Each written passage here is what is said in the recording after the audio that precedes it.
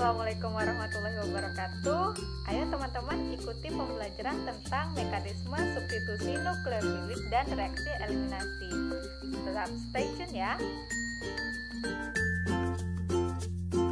Assalamualaikum warahmatullahi wabarakatuh. Selamat sore anak-anak ibu. Bertemu kembali dengan Ibu Astri Wijayati dalam mata pembelajaran Kimia Organik Fisik. Sebelum kita memulai pembelajaran pada hari ini, alangkah lebih baiknya kita berdoa terlebih dahulu menurut agama dan kepercayaan kita masing-masing. Berdoa mulai.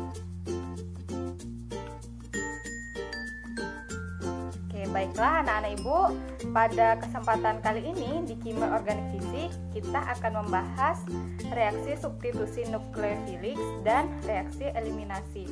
Adapun sub-bab yang akan kita bahas, yang pertama pengertian reaksi substitusi, mekanisme reaksi substitusi nukleofilik, lalu reaksi eliminasi dan juga mekanisme reaksi eliminasi. Baik, pada kesempatan kali ini kita akan membahas terlebih dahulu mengenai nukleofil, elektrofil, dan gugus lepas atau living group. Nah, yang pertama adalah nukleofil. Nukleofil merupakan spesies yang menyukai spesies bermuatan positif, pada umumnya berupa anion. Lalu yang selanjutnya adalah elektrofil. Nah, elektrofil adalah spesies yang menyukai spesies yang bermuatan negatif, pada umumnya berupa kation. Lalu yang ketiga adalah gugus lepas atau living group. Nah, gugus lepas atau living group ini akan dapat lepas atau pergi dengan membawa sepasang elektron. Mekanisme reaksi substitusi nukleofilik dibagi menjadi dua, yaitu mekanisme reaksi SN1 dan mekanisme reaksi SN2. Kita menuju ke mekanisme reaksi SN1. Nah, pada mekanisme reaksi SN1 terjadi pelepasan gugus lepas atau living group terlebih dahulu. Jadi, ikatan C dengan Cl ini lepas sehingga Cl lepas sebagai Cl minus, sehingga terbentuk ikatan karbokation.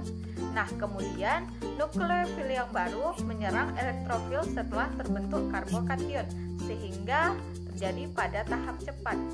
Nah, kemudian ion positif ini distabilkan dengan cara penyerahan H atau deprotonisasi, sehingga dihasilkan senyawa alkohol yang baru dan juga H3O+. Nah, mekanisme reaksi SN1 ini hanya terjadi pada alkil halida tersier. Nukleofil yang dapat menyerang adalah nukleofil basa lemah seperti H2O, CH3CH2OH. Ciri-ciri reaksi SN1. Yang pertama, jika karbon pembawa gugus pergi adalah bersifat kiral, reaksi menyebabkan hilangnya aktivitas optik karena terjadinya resmi. Lalu pada ion karbokation hanya ada gugus yang terikat pada karbon positif. Karena itu karbon positif mempunyai hibridisasi sp2 dan berbentuk planar. Jadi nukleofil mempunyai dua arah penyerangan, yaitu dari arah depan dan juga dari arah belakang.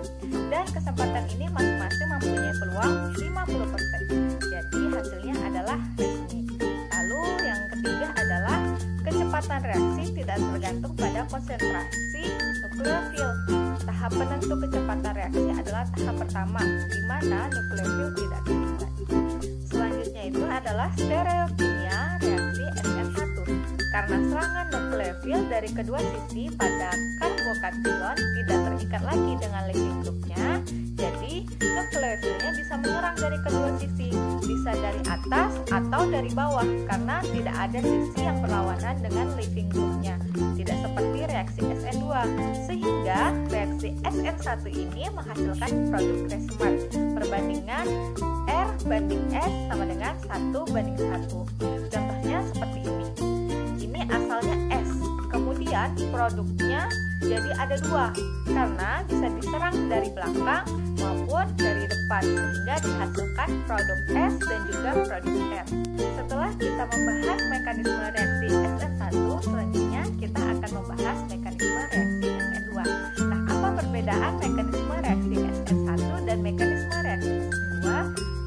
Pada SN2, nukleofil menyerang elektrofil ketika elektrofil tersebut belum lepas dengan living group, sehingga pada keadaan transisi C ini terikat dengan nukleofil dan juga living group.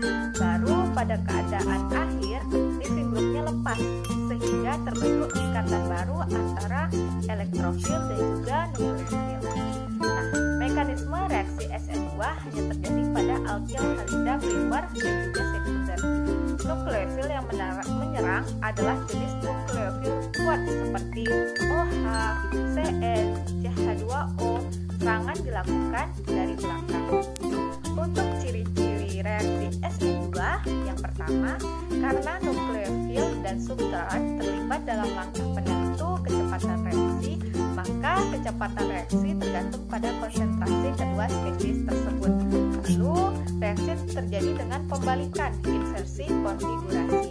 Lalu, selanjutnya, apabila substrat R dan L bereaksi melalui mekanisme reaksi SN2, reaksi terjadi lebih cepat apabila R merupakan gugus metil atau primer dan lambat jika R adalah gugus tersier. Stereokimia reaksi SN2. Serangan nukleofil dari sisi yang berlawanan dari gugus lepas menghasilkan inversi.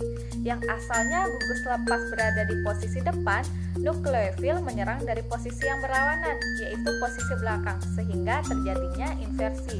Jadi asal senyawanya R berubah menjadi S. Selanjutnya kita akan membahas reaksi eliminasi. Nah, apa itu eliminasi? Eliminasi itu artinya pelepasan atau penghilangan.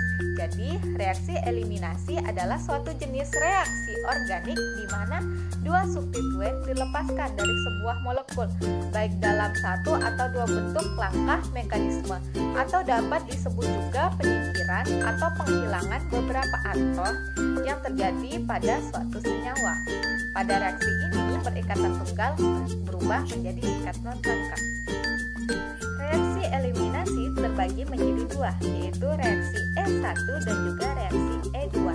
Reaksi satu langkah disebut dengan reaksi E2, sedangkan reaksi dua langkah disebut dengan reaksi E1. Harap diingat anak-anak ibu bahwa simbol angka pada huruf E yang berarti eliminasi tidak melambangkan jumlah langkah. E2 dan E1 menyatakan kinetika reaksi, yaitu berturut-turut binomolekuler dan unimolekuler. Reaksi E1. Reaksi E1 adalah reaksi eliminasi di mana suatu karbokation, suatu zat antara yang tidak stabil dan berenergi tinggi dan dengan segera bereaksi lebih lanjut, dapat memberikan sebuah proton kepada suatu basa dan menghasilkan sebuah alkena. Mekanisme reaksi E1 dibagi menjadi dua tahap, yaitu tahap pertama, tahap lambat, dan tahap kedua, tahap cepat. Kita akan membahas tahap lambat terlebih dahulu. Nah, pada tahap lambat, pertama dalam reaksi eliminasi adalah tahap lambat, merupakan tahap penentu laju reaksi secara keseluruhan. Suatu reaksi E1 yang khas menunjukkan kriteria order pertama, dengan laju reaksi hanya tergantung pada konsentrasi alkil halidanya saja. Tahap keduanya yaitu tahap cepat. Dalam tahap 2 reaksi eliminasi, basa tersebut merebut sebuah proton dari sebuah atom karbon yang terletak berdampingan dengan atom karbon positif. Elektron ikatan sigma karbon hidrogen bergeser ke arah bermuatan positif. Karbon itu mengalami rehibridisasi dari keadaan sp3 ke keadaan sp2 dan terbentuklah alkena.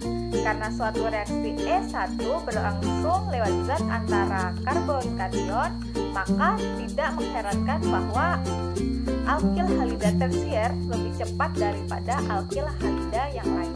Selanjutnya adalah reaksi E2. Nah, reaksi E2 merupakan reaksi eliminasi yang paling berguna pada alkil halida. Reaksi E2 alkil halida cenderung dominan bila digunakan basa kuat seperti OH dan OR dan pada temperatur yang tinggi. Reaksi E2 berjalan tidak lewat suatu karbokation sebagai zat antara, melainkan berupa reaksi serempak, yakni terjadi pada satu tahap sama seperti reaksi SN2. Perbedaan mekanisme reaksi E1 dan E2. Yang pertama, pada mekanisme reaksi eliminasi E1 membentuk karbokation, sedangkan pada eliminasi E2 tidak terjadi pembentukan karbokation. Lalu yang kedua, karbokation memberi proton pada basa lalu terbentuklah alkena. Sedangkan pada reaksi E2 pembentukan secara serempak. Lalu yang terakhir, basa merebut proton dari atom C yang berdampingan dengan C+ pada mekanisme reaksi eliminasi E1. Sedangkan untuk E2 sendiri, nukleofilah langsung mengambil proton dari atom C pada atom C gugus pergi. Sekian materi tentang substitusi nukleofilik dan reaksi eliminasi. Semoga bermanfaat bagi anak-anak di rumah. Tetap jaga kesehatan, tetap berada di rumah. Jika keluar rumah, tetap menggunakan masker.